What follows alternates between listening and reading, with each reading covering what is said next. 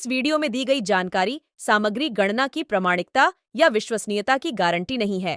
सूचना के विभिन्न माध्यमों ज्योतिष, पंचांग, प्रवचनों, धार्मिक मान्यताओं, धार्मिक ग्रंथों आदि से संकलित करके यह सूचना आप तक प्रेषित की गई है। हमारा उद्देश्य सिर्फ सूचना पहुंचाना है। पाठक या उपयोगकर्ता इसे सूचना समझकर ही ले।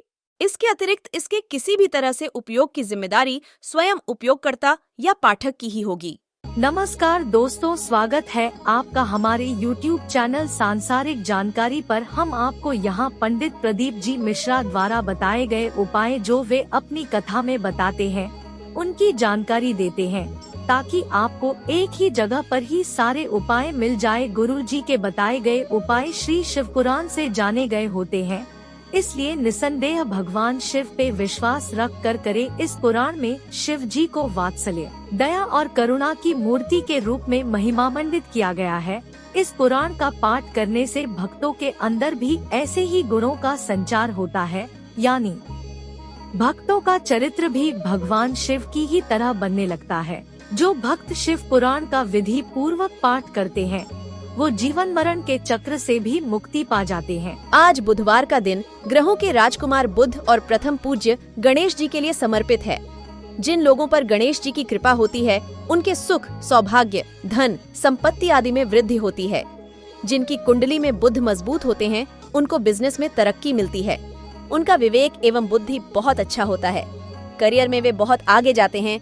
मान्यता है कि उनके बिना कोई भी शुभ कार्य सफल नहीं होता। कहते हैं अगर गणपति भक्त से प्रसन्न हो जाएं, तो वह विशेष कृपा बरसाते हैं। उनके आशीर्वाद से आपके जीवन में कभी सुख, समृद्धि, धन दौलत की कमी नहीं होगी। ऐसे में बुधवार के दिन कुछ विशेष उपाय करने से आप गजानन को खुश कर सकते हैं। 2 अगरबत्ती को लगा देना तुम पूजन समझते हो, अगरबत्ती को लगा देना पूजन समझते हो। भगवान के सामने दिया जला देना पूजन समझते हो। भगवान के मंदिर में जाकर 1 लोटा पानी चढ़ा देना पूजन समझते हो। भगवान के मंदिर में जाकर बेलपत्र चढ़ा देना, धतूरा चढ़ा देना पूजन समझते हो। ये पूजन नहीं है। भगवान के मंदिर में जाकर एक क्षण बैठकर उस परमात्मा से दिल की बात कह देना। भले तुम कुछ दिया लगाओ ना लगाओ, अगरबत्ती लगाओ ना लगाओ, तुम भगवान पर जल चढ़ाओ ना चढ़ाओ, बेलपत्री चढ़ाओ ना चढ़ाओ, पर मंदिर में जाकर, अर्थात मंदिर नहीं भी गए हो, अपने ही घर में रहकर अपने हृदय को साफ कर लेना, निर्मल कर लेना और किसी के प्रति भेदभाव नहीं रखना, किसी के लिए अपशब्द नहीं कहना, किसी के लिए ताना नहीं देना, किसी के लिए गाली नहीं देना, किसी के लिए आड़ा टेढ़ा ना कहना।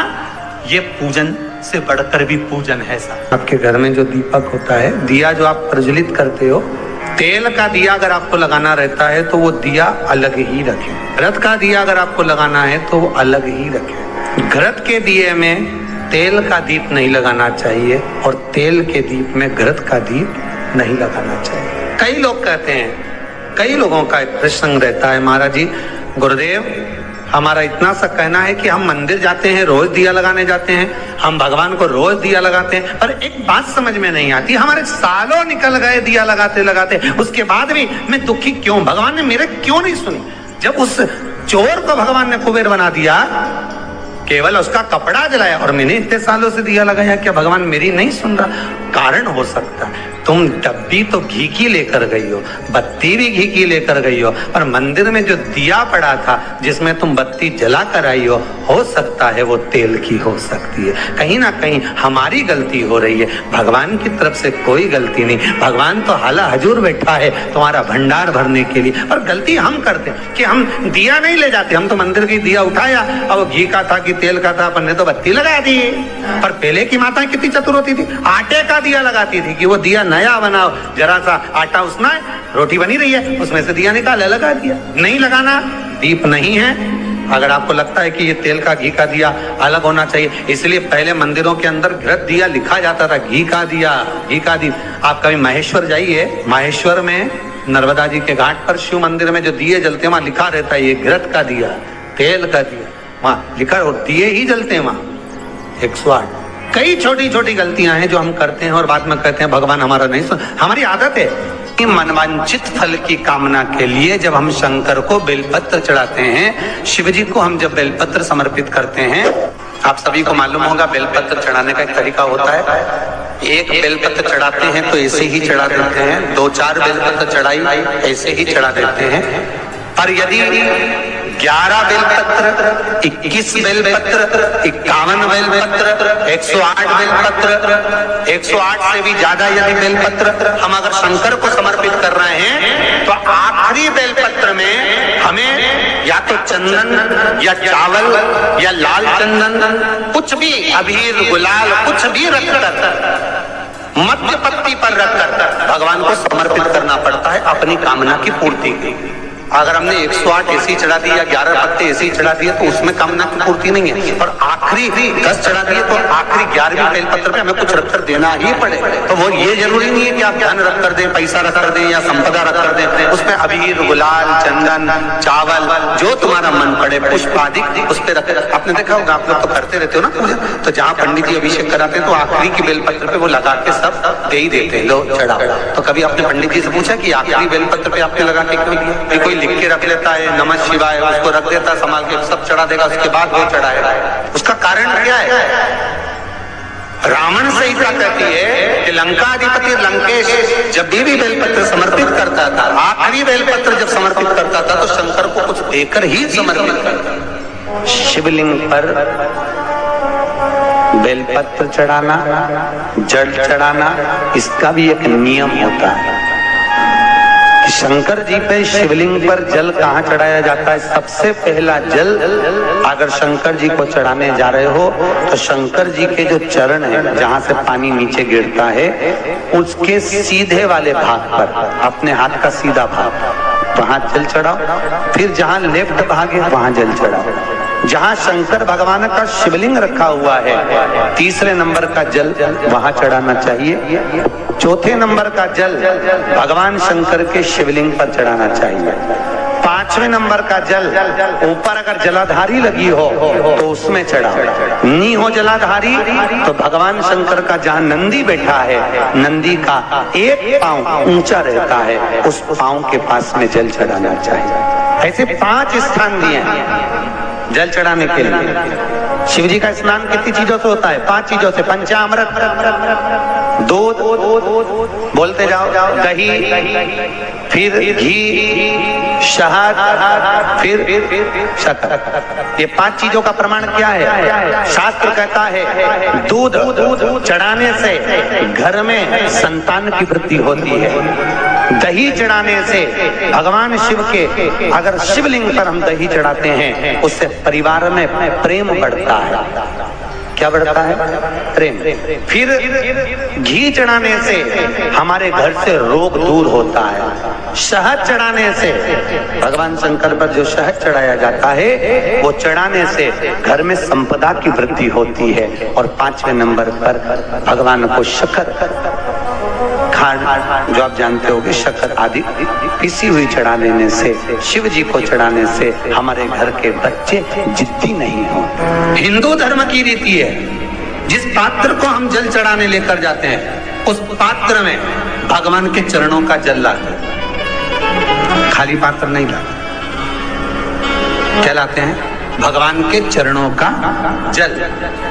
उस चरणोदक को लेकर आए, घर में रखा, सबने अपने नैनों में लगाया, हृदय में लगाया, चित्तवृत्ति में लगाया। खाली पात्र हम लेकर वापस नहीं आ रहे हैं।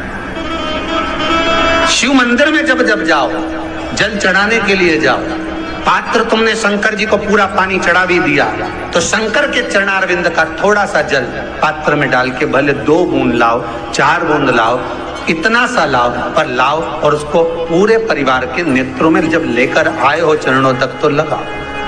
पर खाली पात्र नहीं लेकर आना। खाली पात्र लाने में ध्यान दीजिए, जब आप पूरा जल समर्पित कर देते हैं, जल समर्पित भी पूरा करना है। भगवान को चढ़ा रहे हो तो पूरा समर्पण होना चाहिए, पूर्ण समर्पण। इसलिए शंकर भगवान को अधूरा समर्पण नहीं, इसलिए श्रीफल भी पूर्ण चढ़ता है। शंकर जी के मंदिर में श्रीफल नहीं फूटता, पूर्ण श्रीफल। बेलपत्री भी पूरी, चावल का दाना भी चढ़ेगा तो आखा, फल भी चढ़ेगा तो आखा, फूल भी चढ़ेगा तो आखा। भगवान को कोई चीज खंडित नहीं चढ़ती, शिव जी को। जल भी चढ़ेगा तो पूर्ण। जिस जल को चढ़ाने के लिए लेकर गए उसको बचा कर नहीं लाना है शिव मंदिर में से, संपूर्ण। भक्तों की आदत रहती है, और आपने भी गलती करी होगी, गए होगे, चढ़ा कर भी आए होगे, पूरा पानी भी उंडेल कर आए होगे, चढ़ा भी दिया, छोड़ भी आए, पर लेकर नहीं आए होगे। कई लोग गलती कर जाते हैं और फिर बाद में कहते हैं हम तो इतने साल से पूजन कर रहे हैं, भगवान हमारी सुन ही नहीं दिया। तो भगवान के मैं तो तैयार बैठा, पर तू नवा के चली जाए, लेके तो कहीं जाए। तो भगवान थोड़ी ना कहेगा कि तू मेरे पास में आए तो मेरे चरण की रज लेकर जा। भगवान थोड़ी ना कहेगा कि मेरे पास में आकर तू ये लेकर जा। भगवान तो कहेगा मेरे पास में आया है, मांगना कुछ मत, बस मुझे जो स्नान कराया है मेरा चरणोदक लेकर जा, छीट दे पूरे घर में, संपदा भरना मेरा काम है। जहां मेरी चरण की रज पहुंच गई वहां संपदा स्वतः पहुंचती है, मैं वहां पहुंच जाता हूं। तो चरणों तक ले जा। पर लोग ले जाते हैं, पूजन करते, कलश भी उंडेलते, जल भी चढ़ाते, पर आते समय खाली लेकर आ जाते। भगवान को इतना बुरा लगता, मेरे दरवाजे से खाली जाए मुझे कितना बुरा लगेगा। जो आए वो भर कर जाए, भले 2 बूंद लेकर आओ, पर उसमें चरणों तक थोड़ा सा लेकर अवश्य आए। उसी तरह जल चढ़ाने के बाद हम जब लेकर आते हैं पात्र के अंदर। और एक निवेदन आप सबसे करूंगा, जिसके घर में क्लेश ज्यादा मचता हो, बहुत ज्यादा क्लेश मच रहा हो, बहुत ज्यादा झगड़े होते हो, बहुत ज्यादा, तो महाराज शंकर भगवान पर थोड़ा सा चावल एक कटोरी में गला लो, थोड़ा सा चावल गलाओ, गलाकर उसको पीस लो, पीस कर उस चावल में थोड़ा सा चंदन, थोड़ी सी हल्दी डाल लो, उसका उपटन तैयार करो। बुधवार के दिन, कोई भी बुधवार, शंकर जी के मंदिर में जाकर शंकर भगवान के शिवलिंग पर उस चावल का लेपन करो। 7 लोटा पानी, मात्र 7 लोटा पानी शंकर को समर्पित करो, शिव को समर्पित। अपनी कामना कर अपना भाव रखो। जब वापिस चलो, जिस कटोरी में से भगवान शंकर को आपने उपटन लगाया था वही कटोरी घर लेकर आओ। घर के मूल स्थान जो भी हैं, हर हॉल में, कमरे में उसकी एक बिंदी लगा दीजिए। मात्र 3 बुधवार आप कर लीजिए, आपके घर में कभी क्लेश नहीं हो सकता। भूमि का कितना भी दोष होगा सिद्ध हो।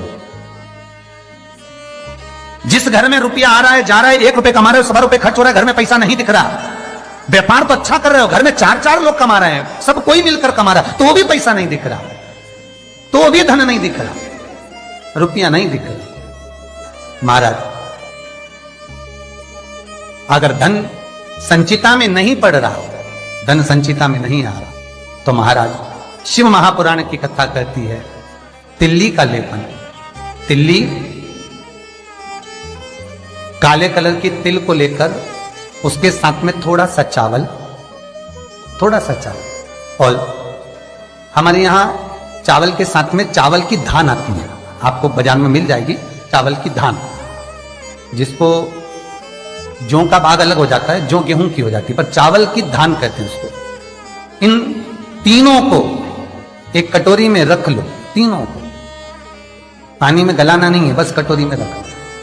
महाराज, दरवाजे के नजदीक में, जब दरवाजे से अपन बाहर निकलते हैं तो उल्टे भाग में उसको रख दिया जाए।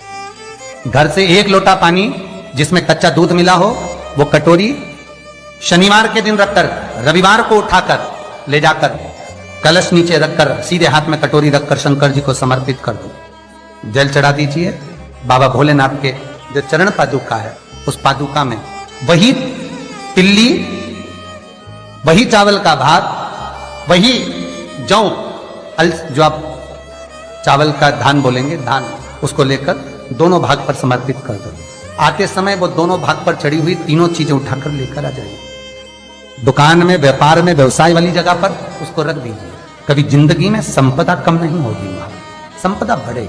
3 रविवार आपको करना है सुख की प्राप्ति के लिए, ये भूमि के दोष को मिटाने के लिए।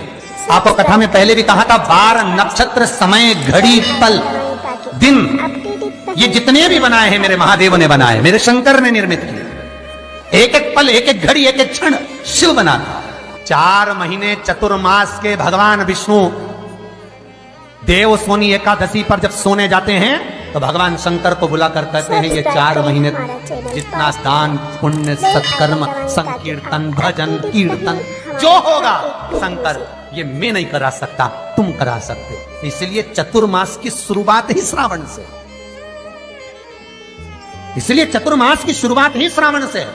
शंकर कहते हैं पहले जल में चढ़वाता हूं, पहले मैं भजन करवाता हूं, स्मरण करवाता हूं, कीर्तन करवाता हूं। जितना भजन दान पुण्य स्मरण नाम कीर्तन जो होगा चतुर्मास के अंतर्गत वो सब देवभाग को प्राप्त होगा। पितरों को पूर्वजों को आहूत हो। दान करो, पुण्य करो, सत्कर्म करो, चाहे गौ माता को दो, चाहे बहन बेटी को दो, चाहे किसी भिक्षुक को कुछ दो। उस समय तुम्हारे चेहरे पर सल नहीं होना चाहिए, उस समय तुम्हारे चेहरे पर, तुम्हारी नैनों में अश्रु नहीं होना चाहिए, उस समय तुम्हारे चेहरे पर प्रसन्नता होना चाहिए। घर पर बहन बेटी आ जाए और बहन बेटी राखी बांधने आई, बहन बेटी तीज त्योहार पर आई और तुमने एक साड़ी दी या 500 रुपए दिए या 1000 रुपए दिए या 2000 रुपए दिए और भाभी का मुंह भगोने जैसा हो गया, चेहरा उतरा हुआ। भाई राखी बंधवाने बैठा तो पहले जेब में अंदर से जाकर पत्नी से पूछ कर आया, इसको 500 देना है कि 300 देना है? राखी बंधवाने से पहले, पाटे पर बैठने से पहले, आसन पर बैठने से पहले, सोफे पर बैठने से पहले, जब भाई राखी बंधवाने बैठता है तो पहले अंदर जाकर अपनी धर्मपत्नी से पूछता कितना देना है।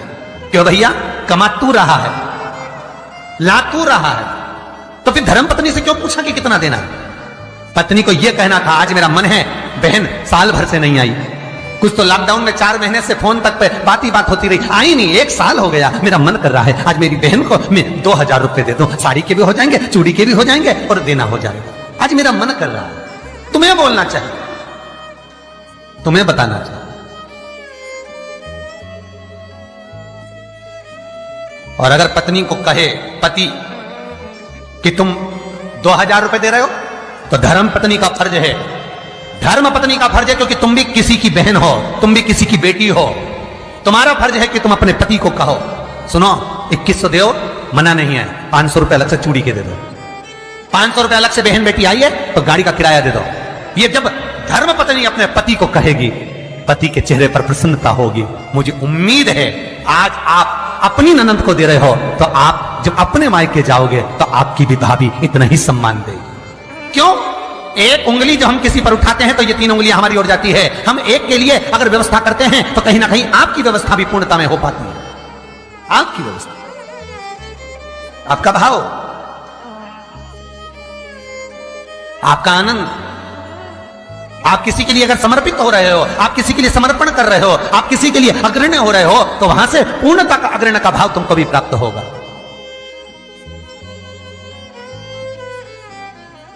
रक्षाबंधन पर भाई राखी बंधवाने बैठ रहा है तो धर्म पत्नी से पूछ रहा है कितने रुपए देना है।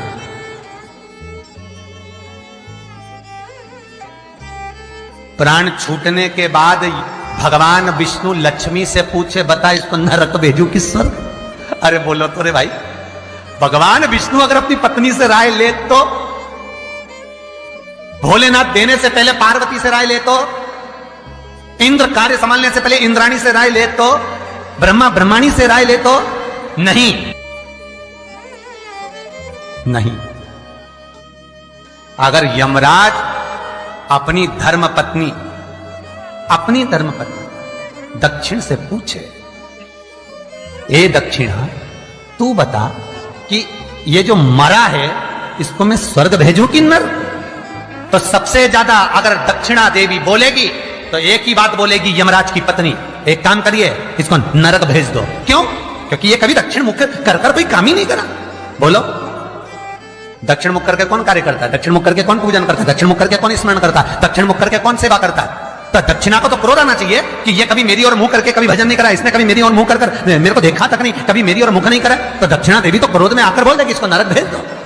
पर यमराज जब मृत्यु का दंड देता है, यमराज जब प्राणों को हरता है, अपनी पत्नी से नहीं पूछता, भगवान विष्णु लक्ष्मी से नहीं पूछते कि इसको क्या देना है, ब्रह्मा ब्रह्माणी से नहीं पूछते कि इसको क्या देना है, इंद्र इंद्राणी से नहीं पूछते कि क्या देना है, शंकर पार्वती से नहीं पूछते कि क्या देना है। तब केवल उनकी विचार धारणा, केवल वही देखा जाता है कि उसका भाव कितना, उसके भाव की सिद्धता कितनी।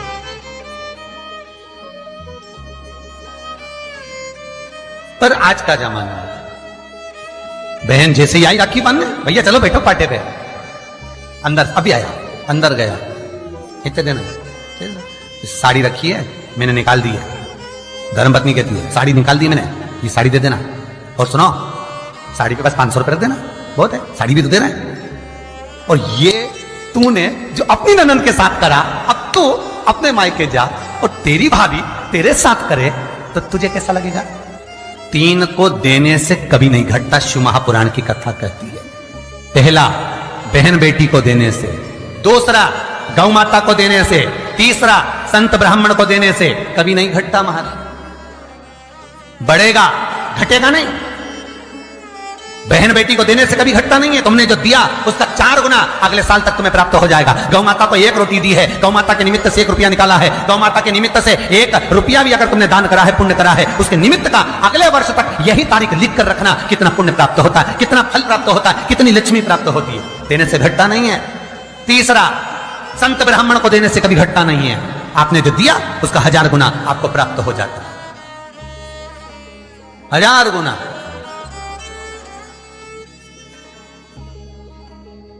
तो दोस्तों, यहाँ पे हमारी वीडियो समाप्त हुई। उम्मीद करती हूँ हमारी ये जानकारी आपको जरूर पसंद आई होगी। हमारी वीडियो को लाइक जरूर करें और हमारे चैनल को सब्सक्राइब और शेयर करना ना भूले। जय श्री राम,